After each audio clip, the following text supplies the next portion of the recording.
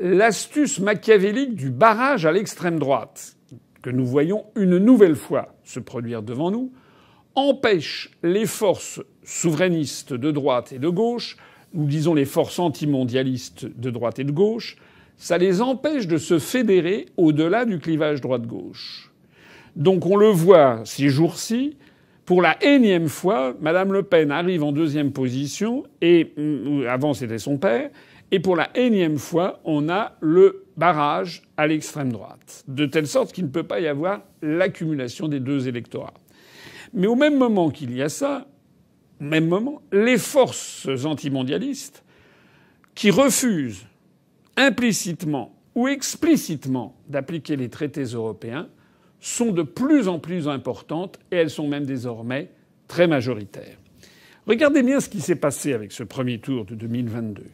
Si j'additionne le score de Marine Le Pen, 23,15%, de Jean-Luc Mélenchon, 21,95%, d'Éric Zemmour, 7,07%, de Jean Lassalle, 3,13%, de Fabien Roussel, 2,28%, de Dupont-Aignan, 2,06%, de Philippe Poutou, 0,77%, et de Nathalie Arthaud, 0,56%.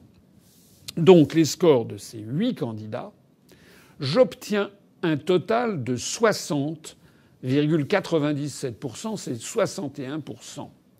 Or ces 8 candidats que je viens de citer ont pour particularité, dans leurs programmes, dans leurs analyses et dans leurs propositions, d'avoir fait des programmes, des analyses et des propositions explicitement parfois, implicitement toujours, contraires aux traités européens. Ça veut donc dire que 61% des Français votent pour des candidats dont les propositions sont incompatibles avec les traités européens. La conclusion de ça, c'est tant que l'oligarchie euro-atlantiste, qui verrouille les médias, parviendra à imposer ce barrage contre l'extrême droite au deuxième tour, comme on le voit ces jours-ci, eh bien, la France va s'enfoncer dans une impasse dramatique.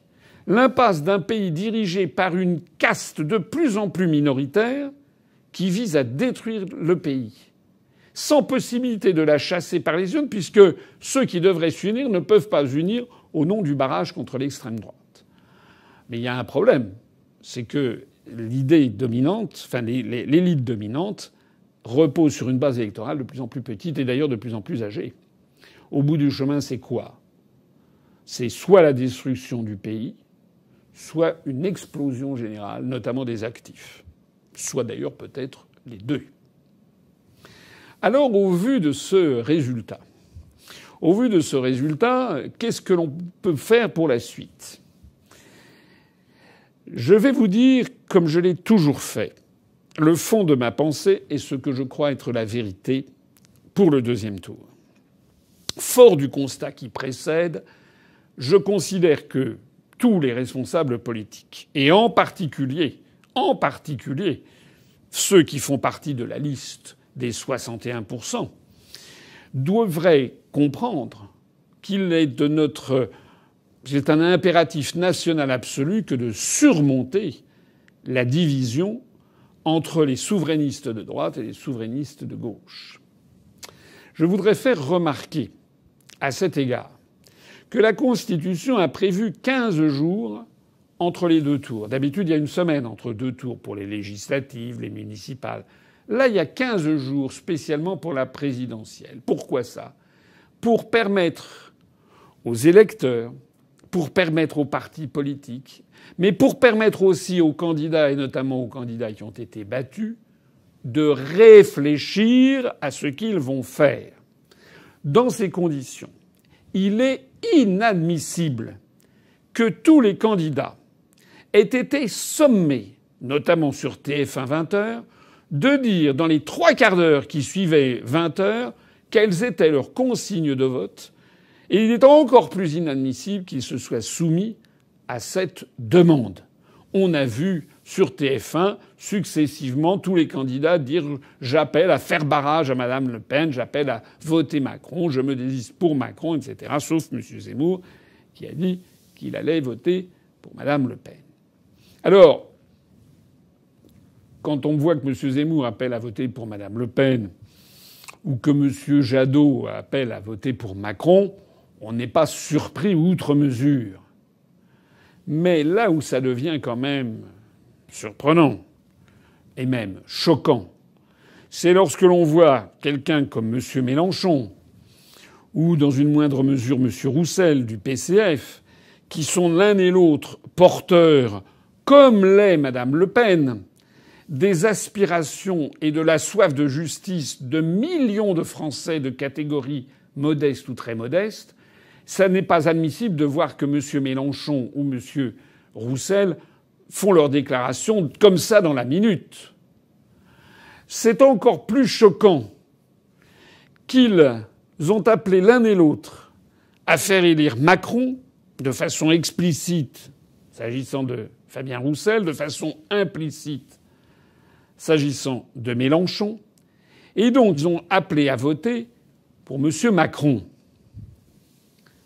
Mais enfin, quand on a 2 semaines pour réfléchir à tous les scénarios possibles, pourquoi Mélenchon et Roussel n'ont-ils pas dit à 20h ou 20h15 ou 20h30 sur TF1 que justement ils allaient réfléchir et qu'ils n'avaient pas besoin de répondre dans la seconde à ce qu'ils allaient faire? Bien sûr, je ne suis pas né de la veille. Je connais les préventions extrêmes, pour pas dire opposition absolue, qui existent chez les gens de gauche, à envisager, ne serait-ce que d'adresser la parole à Madame Le Pen. Je le sais, tout ça. Mais quand même, ont-ils oublié l'horreur absolue du quinquennat qui s'achève? En 2017, les Français ne savaient pas qui était Emmanuel Macron. Ils ne savaient pas de quoi il était capable. Encore qu'il avait bénéficié d'une couverture médiatique inouïe et qu'il avait déjà laissé poindre sa personnalité, notamment lorsqu'il était à Bercy. Mais maintenant, les Français savent parfaitement qui est Macron.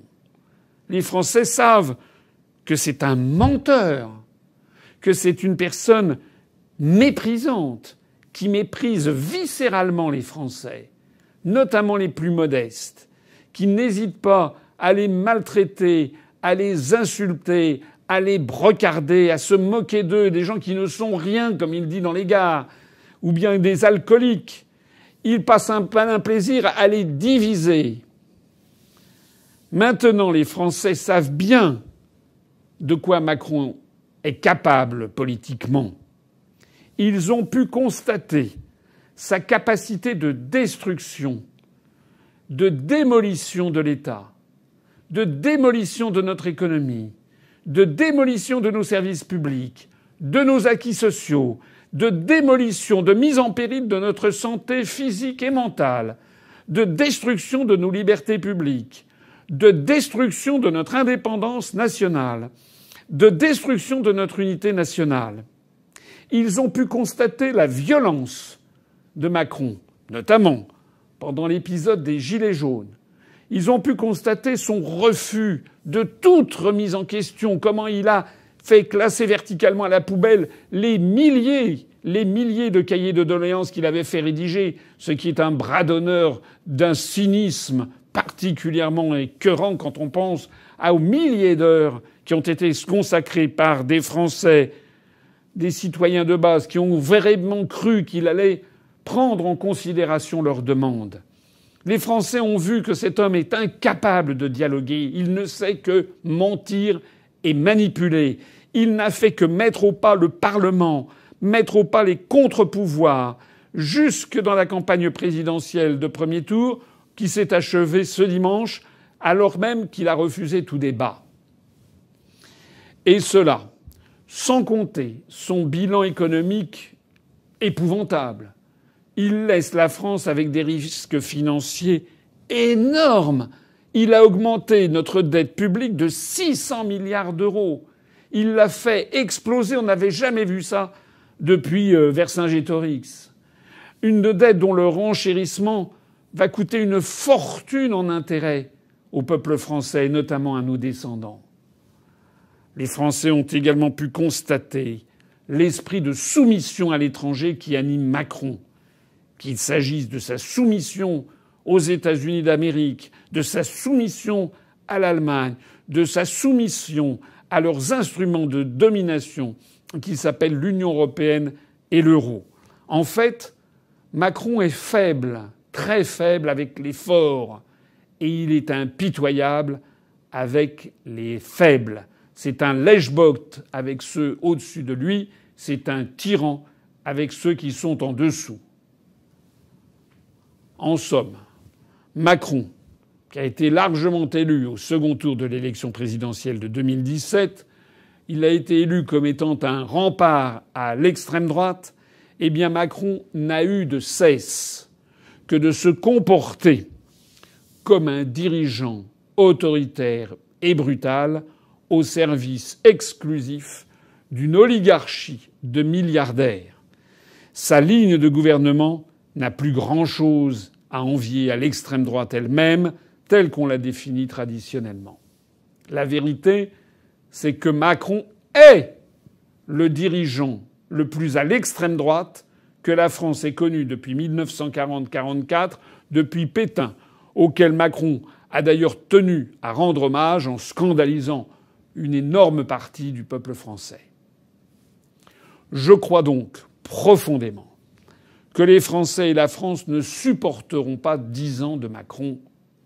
Macron doit donc être battu dimanche 24 avril, et j'insiste, c'est là un impératif de salut public. Monsieur Asselineau, comment analysez-vous la montée des extrêmes de tous bords, gauche-droite, en France? Est-ce conjoncturel ou bien structurel? Alors, un, c'est structurel. Deux, j'appelle pas ça des extrêmes.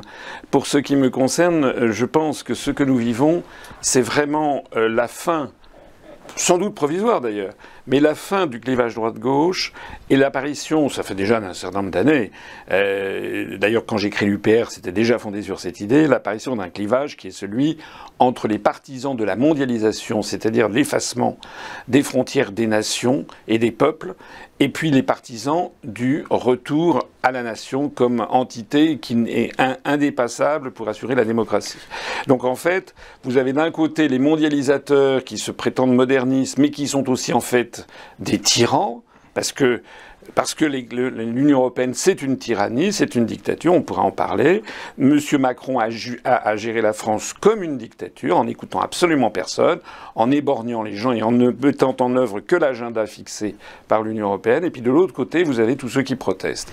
Et ça peut se voir. Alors il y a quelque chose qui est à mon avis, que les internautes devraient méditer. Si vous regardez l'élection présidentielle depuis 2007, 2012, 2017, 2022, sur cette période, sur ces 4 élections, si vous additionnez au premier tour le candidat de l'UMP devenu LR, plus le candidat du PS, donc les 2 grands partis qui ont structuré la France, donc ça commence avec Sarkozy, ça se termine avec Pécresse, et puis côté socialiste, il y a Ségolène Royal, et Hollande, etc. Là, si vous accumulez tout ça, on passe de à peu près 56% des suffrages en 2007 à 6,5%. Vous vous rendez compte que le parti de Chirac plus le parti de Mitterrand ont fait, tous les deux cumulés, 6,5% des voix. C'est-à-dire leur disparition. C'est la fin du bipartisme alors, pas classique. tout à fait. Non, parce qu'au même moment, le Front National est devenu Rassemblement National. Si on fait le même calcul depuis 2007 jusqu'à 2022, qui commence avec Jean-Marie Le Pen, puis 3 Marine Le Pen, et si vous additionnez ça avec Mélenchon, qui n'était pas présent en 2007, mais qui a été présent aux 3 fonctions successives, eh bien vous avez le phénomène à peu près inverse. Exactement. C'est-à-dire que vous avez quelque chose qui passe d'à peu près 11 à 48%. En comptant Dupont-Aignan aussi également. Alors, si vous ajoutez et ça c'est très important aussi, si vous ajoutez à Marine Le Pen et à Mélenchon, qui l'un et l'autre ont des programmes...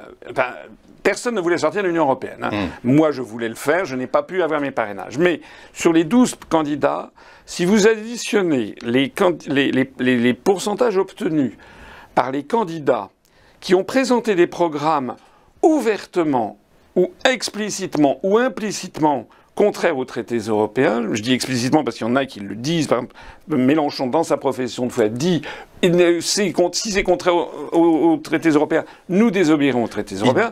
Donc, il a adouci un peu son discours vis-à-vis de l'Union européenne. Oui, quand même, bien sûr, Madame Le Pen aussi. Ils ont adouci le discours, mais dans les faits, ils ont proposé des programmes qui sont impossibles à mettre en œuvre dans le cadre des traités européens. Donc, il n'y a pas que Madame Le Pen et Mélenchon. Vous pouvez y ajouter Éric Zemmour, vous pouvez y ajouter Nicolas Dupont-Aignan, vous pouvez y ajouter Fabien Roussel. Vous pouvez y ajouter Philippe Poutou, Madame Arthaud, et je dois encore en oublier un qui doit être Jean Lassalle. Eh bien, si vous additionnez tout ça, ils ont fait 61% des suffrages. Donc, et ça, c'est en montée permanente. Donc, ce qui est en train de se passer... Et comment vous l'analysez, justement? Est-ce que c'est un simple rejet de la majorité au pouvoir? Non, je pense que nous sommes... comme je le dis, on va vers, à mon avis, la fin de la mondialisation. On en a les prémices un petit peu partout, qui d'ailleurs n'est pas soutenable du point de vue, ne serait-ce que du point de vue de l'écologie, parce que aller faire fabriquer à l'autre bout du monde tous les produits que l'on consomme, ça n'est pas raisonnable.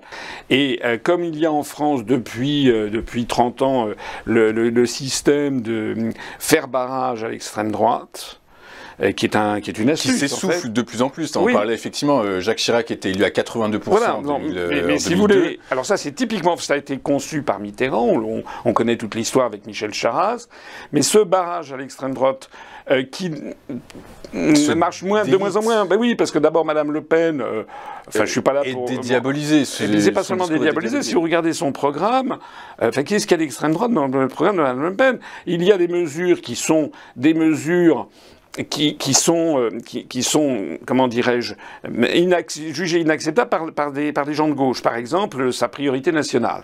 Priorité nationale qui consiste à réserver les emplois ou bien les logements sociaux à des nationaux d'abord et les étrangers ensuite. Bon. Donc ça, vu de gauche, c'est inacceptable. Ce que je peux comprendre. Mais ce qu'il faut savoir, c'est que ça existe dans le monde entier.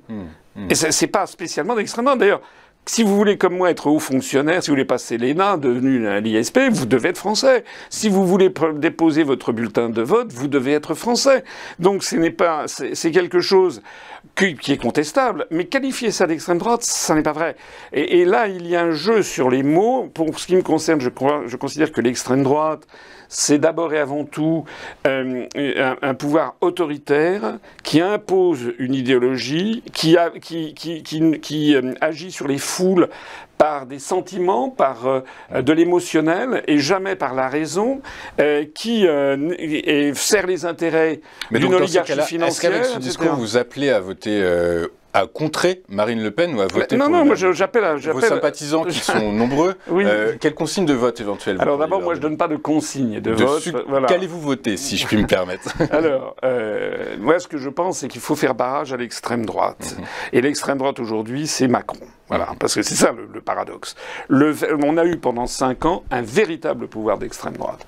Macron ment, Macron tabasse, éborgne, mutile. Macron a détruit l'hôpital public, détruit le service public. Macron se couche devant les grandes puissances du moment. Macron nous entraîne vers un conflit avec la première puissance nucléaire mondiale, sans que jamais les Français d'ailleurs ne soient avertis. Hein. Macron joue sur l'émotionnel. Est-ce que vous vous rendez compte que nous sommes là entre les deux tours et que personne ne sait quel est le programme de Macron?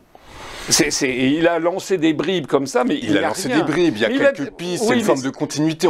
Voter pour Macron, c'est voter pour une continuité. Alors, même s'il y a des thèmes qui reviennent, la retraite qui rabaisse, la retraite qui veut monter à 65 ans, qui ramène à 64. Donc, alors moi, ce que je vois, si vous voulez, j'ai regardé minutieusement les programmes.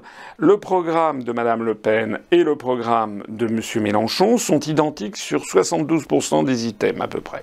Les 3/4. Monsieur Mélenchon, vous dites. Mélenchon, je dis bien Mélenchon. Oui, de toute façon, on sait qu'il y a des vases communicants assez évidents entre l'extrême droite et l'extrême gros, 75% des programmes qui sont identiques et qui sont, à mon avis, qui ne sont pas extrémistes. Lorsqu'il s'agit, par exemple, de maintenir l'âge de la retraite, alors 60 ans pour monsieur Mélenchon, 62 ans pour madame Le Pen qui ne veut pas y toucher. Lorsqu'il s'agit de défendre les services publics, lorsqu'il s'agit de créer le RIC, etc. Bon, lorsqu'il s'agit d'avoir une France non alignée qui fasse prévaloir la paix, lorsqu'il s'agit de sortir de l'OTAN pour Mélenchon, du commandement militaire intégré pour madame Le Pen, il y a 75% des sujets qui sont identiques. Et qui, soit dit en passant, moi je ne sais pas, mais personnellement, je ne considère pas que le RIC, qui consiste à donner aux Français le pouvoir de faire des référendums comme les Suisses l'ont, comme les Californiens l'ont, je ne vois pas ce que ça a d'extrême droite. Je trouve au contraire que c'est très démocratique. Lorsque Mme Le Pen propose qu'il y ait une proportionnelle intégrale à l'Assemblée nationale, ça veut dire qu'elle propose que des partis politiques qui ne sont pas représentés parce que trop petits puissent entrer à l'Assemblée nationale. Je ne pense pas que ce soit une grande caractéristique de l'extrême droite que de faire venir plus de monde à l'Assemblée nationale. Non, donc ce que je veux dire par là, c'est que Mélenchon et Mme Le Pen ont un programme qui est à 3/4 compatible. Alors il y a des points sur lesquels ils sont en désaccord. Vous appelez à voter, à faire barrage à M. Macron. Oui, moi j'appelle absolument à faire barrage à Macron. Et je voulais terminer. Quand on compare en revanche le programme de Mélenchon et celui de Macron, il n'y a que 20% comparables.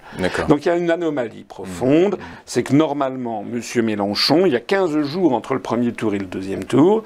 Les 15 jours ne sont pas faits pour les chiens.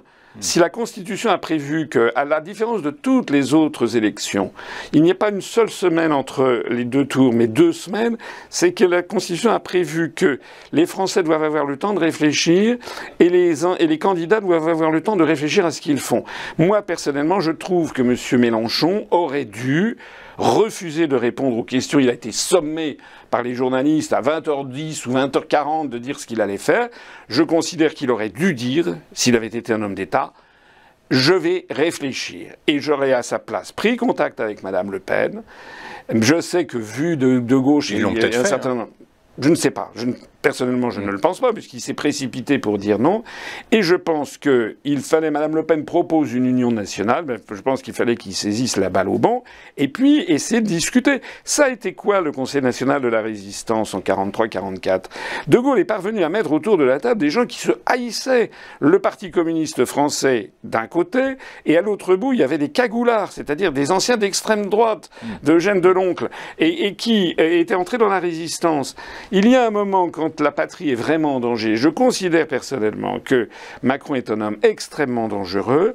Il y a des moments où il faut savoir mettre de côté ses réticences. Macron fait l'objet d'un rejet absolument phénoménal dans un très très grand nombre d'endroits, de milieux.